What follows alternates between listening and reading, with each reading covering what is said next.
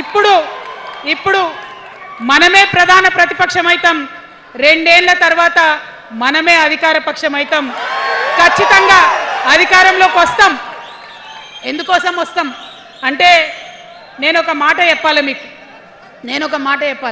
అందరినీ మనం మాటలు అంటున్నాం కదా, we are opposing everybody, we are criticising everybody, but what is the solution? Don't oppose without propose అని కాన్షీరామ్ గారు చెప్పారు, నేను చెప్పలే. Don't oppose without proposal. So నేను కొన్ని ప్రపోజల్స్ తెలంగాణ ప్రజల ముందు పెట్టాలనుకుంటున్నా. నేను ఈ 3 పార్టీలు అధర్మంతో నిండిపోయినాయి, అవినీతితో నిండిపోయినాయి, బంధుప్రీతితో నిండిపోయినాయి, కుటుంబ అవినీతి పరిపాలనతో నిండిపోయినాయి. కాబట్టి నేను ఒక ప్రపోజల్ చెప్తున్నా. ఈ 3 పార్టీల మీద ఆనాడు భగవంతుడు శ్రీకృష్ణుడు చెప్పినట్టు పాంచజన్యం, ఆయన శంఖం పేరు, యుద్ధంకి ముందు పాంచజన్యం ఎట్లయితే పూరిస్తారో మనం కూడా పాంచజన్యం పూరిద్దాం. ఒక 5 అంశాలను ప్రధానంగా తీసుకుందాం. ఆ 5 అంశాల కోసం ఇప్పుడు కొట్లాడదాం, రేపు ప్రభుత్వంలోకి వచ్చిన తర్వాత మన ప్రజలకు ఇద్దాం. ఏం అంశాలు అవి? మొట్టమొదటిది విద్య. ఇవాళ గవర్నమెంట్ స్కూల్స్ అంటే ఆనాడు కేసీఆర్ గారు స్కూల్ బంద్ చేసుకుంటూ వచ్చారు, అదే రేవంత్ రెడ్డి గారు కొనసాగిస్తున్నారు. ఎక్కడా కూడా ప్రభుత్వ పాఠశాలలలో వసతులు లేవు. వాష్రూమ్ ఉండదు, వాచ్మెన్ ఉండడు, అటెండర్ ఉండడు, పిల్లలే పోయి బెల్లు కొట్టుకోవాలి, పిల్లలే పోయి బాత్రూమ్లు కడుక్కోవాలి, మంచినీళ్ళు ఉండవు, భయంకరమైన పరిస్థితి ఉంది. నేనేమంటా అంటే గుడిని ఎంత పవిత్రంగా చూస్తామో బడిని కూడా అంతే పవిత్రంగా చూడాలి. గుడిని ఎంత పవిత్రంగా చూస్తామో బడిని అంత పవిత్రంగా చూడాలి. కాబట్టి నేను ఒక మాట అంటున్నా, ప్రతి ఊర్లో ఒక బడి ఉండాలి, ప్రతి తరగతికి ఒక టీచర్ ఉండాలి. ప్రతి ఊర్లో ఒక బడి ఉండాలి, ప్రతి తరగతిలో ఒక టీచర్ ఉండాలి. ఖచ్చితంగా అట్లా జరిగినట్టయితే ప్రభుత్వ పాఠశాలలు మంచిగా అవుతాయి. మరి నా పేద మధ్యతరగతి ఆడబిడ్డలు, మా అక్కలు అమ్మలు అనుకుంటున్నారు, అక్క మరి ఆల్రెడీ మా పిల్లలు ప్రైవేట్ స్కూళ్ళలో చదువుతున్నారు, వాళ్ళ సంగతి ఏందని. నేను మాట ఇస్తా ఉన్నా, ఇవాళ మన ప్రభుత్వం వస్తుంది, ఖచ్చితంగా వస్తుంది. ఎందుకంటే ప్రభుత్వంలో వచ్చేది మీ అమ్మ కాబట్టి, అమ్మ జేబు చూడదు, కడుపు చూస్తుంది. అమ్మ జేబు చూడదు, కడుపు చూస్తుంది.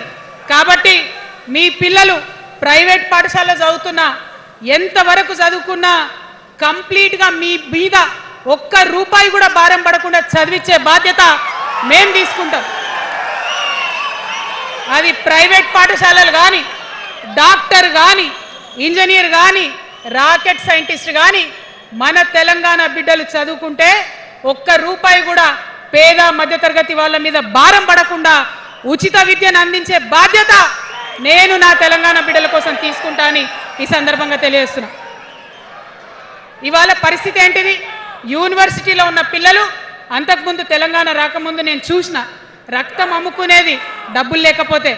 ఇవాళ ఏం చేస్తున్నారు? బావర్చి కాడ గిగ్ వర్కర్ లెక్క గోడ మీద కూర్చొని వెయిట్ చేస్తున్నారు. అవునా కాదా?